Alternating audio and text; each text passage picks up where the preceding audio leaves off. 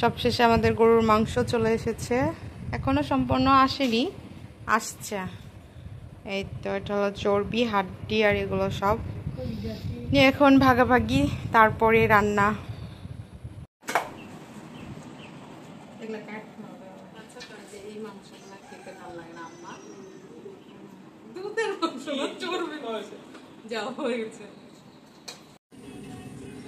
আসসালামু আলাইকুম, আপনারা সবাই কেমন আছেন? আশা করি সবাই অনেক ভালো আছেন। চলে এসেছি কুরবানির মাংস নিয়ে। আমি এখন গরুর মাংস রান্না করব। তো গরুর মাংস একসঙ্গে 8-10 কেজি মাংস কিভাবে রান্না করেছি আমি কোরবানি, সেই রেসিপি আপনাদের সাথে শেয়ার করব। আর এভাবে কিন্তু দুর্দান্ত স্বাদের হয়, আপনারা চাইলে ট্রাই করতে পারেন। তো চলেন দেখিনি কিভাবে আমি রান্না করছি। আর রেসিপি ভালো লাগলে অবশ্যই আমার চ্যানেলটি সাবস্ক্রাইব করবেন এবং পেজটি ফলো করবেন।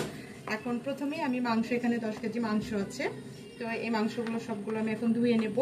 ধুয়ে আমি পরিষ্কার করে নিই। ধুয়ে আসা পর্যন্ত আপনারা সাথেই থাকুন, ফিরে আসছি ধুয়ে নেওয়ার পরে।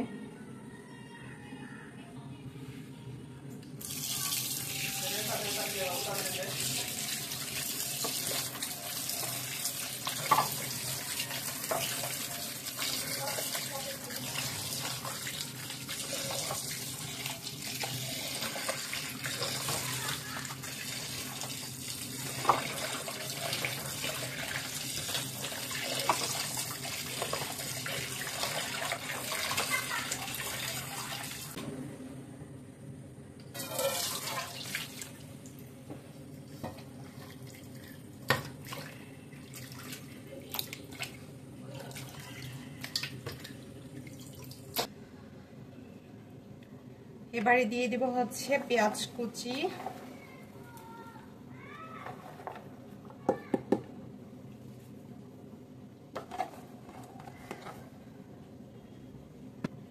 কাঁচামরিচ চেরা, আদা রসুন বাটা দিয়ে দিচ্ছি,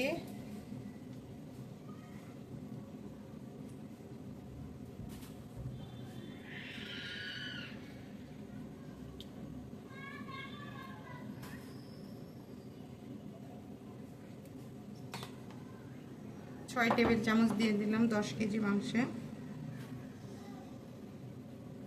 দারচিনি, এলাচ, তেজপাতা, লবঙ্গ, বড় এলাচ, মরিচের গুঁড়া,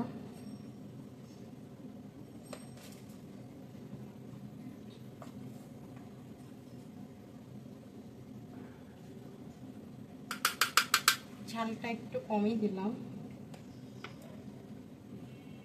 জিরা ধনিয়ার গুঁড়া,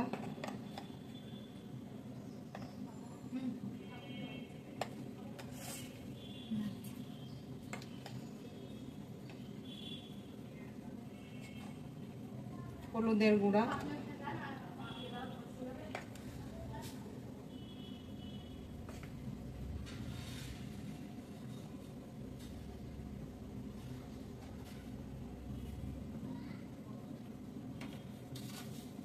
লবণ পরিমাণ মতো। লবণ ঝাল এটা একদমই যার যার নিজস্ব ব্যাপার। অনেকেই ঝাল পছন্দ করে, তারা একটু ঝাল বাড়িয়ে নেবেন, আর যারা একটু কম পছন্দ করেন তারা কমিয়ে নেবেন। আর কুরবানির মাংস যেহেতু একটু খালি বেশি খাওয়া হয় ভাত ছাড়া, এই জন্য একটু ঝালটা কম দিবেন, ঝাল লবণটা বুঝে।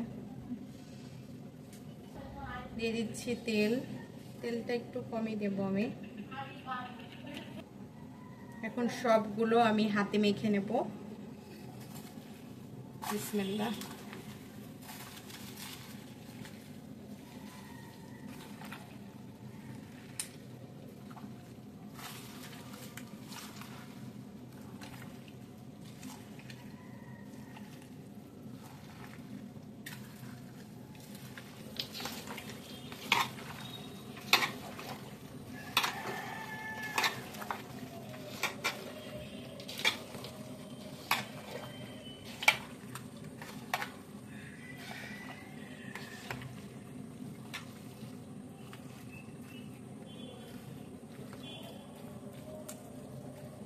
মাংসটা আমি কিছুক্ষণ রেস্টে রাখবো, 20 মিনিটের মতন রেস্টে রাখবো, বেশি সময় যেহেতু নাই।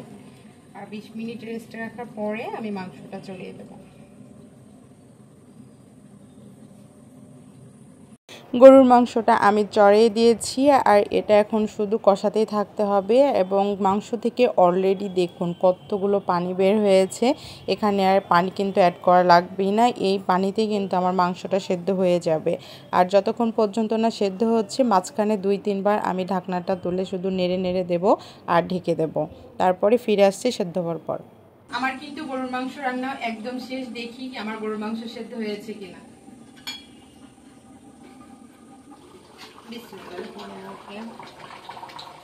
এই যে আমার কিন্তু গরুর মাংস একদম সেদ্ধ হয়ে গেছে আর ঝোলটাও একদম শুকনো শুকনো হয়ে গেছে।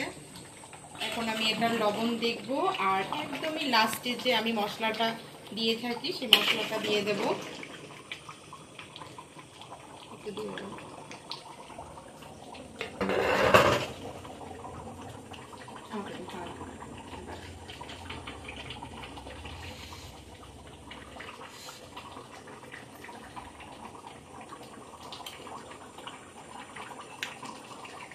লবণ ঠিক আছে।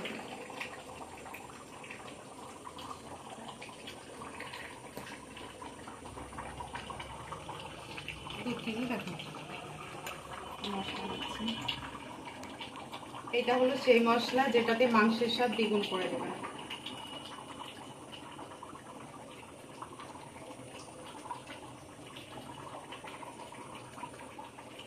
এখানে নিয়ে আসো, হাতটা ছেড়ে দেবো। হ্যাঁ হ্যাঁ,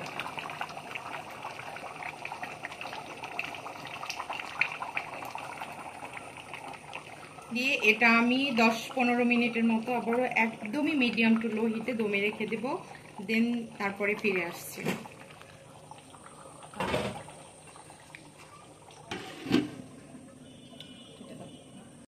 বিসমিল্লাহির রহমানির রহিম, একদম ফাইনাল লুক। আলহামদুলিল্লাহ আমার গরুর মাংসটাও রেডি হয়ে গেছে। আর দেখুন তেল, দেখুন তেল তেল দিয়েছি কতটুকু আর তেল হয়ে গেছে কতগুলো। এই যে কেমন ছিল খাসির মাংস সোহানা? আমিও চেটে খেয়েছি খাসির মাংসটা, আমারও মাশাআল্লাহ অনেক সুন্দর। আমার নিজের রান্না হলে কি হবে, ভালো লেগেছে। নিজের রান্না বলে কি ফিডব্যাক দেওয়া যাবে না?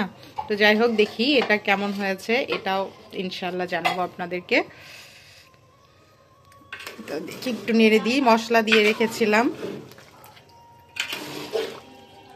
মাংসটা এমনভাবে সেদ্ধ হয়েছে যে মানে খাওয়াও যাচ্ছে খুব সুন্দর মতো, হাত দিয়ে ছাড়ানো যাচ্ছে, তবে গলে যায় না। মানে এইরকম মাংসটাই সবচাইতে বেশি ভালো লাগে আর কি। যাই হোক আলহামদুলিল্লাহ আমার গরুর মাংসটা অনেক সুন্দর হয়েছে। কি একটা স্মেল বের হচ্ছে, মানে এটা কোরবানির মাংস ছাড়া কখনোই সম্ভব না, কোনোভাবেই সম্ভব না। তো যাই হোক, আশা করি সবার এই রেসিপিটি অনেক বেশি ভালো লেগেছে। আর ভালো লাগলে বেশি বেশি করে সাবস্ক্রাইব করবেন আর ফ্যামিলি ফ্রেন্ডসদের সাথে শেয়ার করবেন।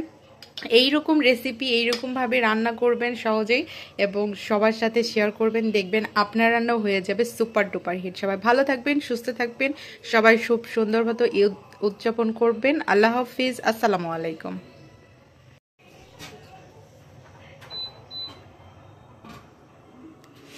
আমার শাশুড়িকে টেস্ট করার জন্য দিয়েছি, যদিও বাম্মা এতগুলোও খাবে না। এটা হচ্ছে খাসি আর এইটা হচ্ছে গরু। সত্যি মাশাআল্লাহ অনেক সুন্দর হয়েছে।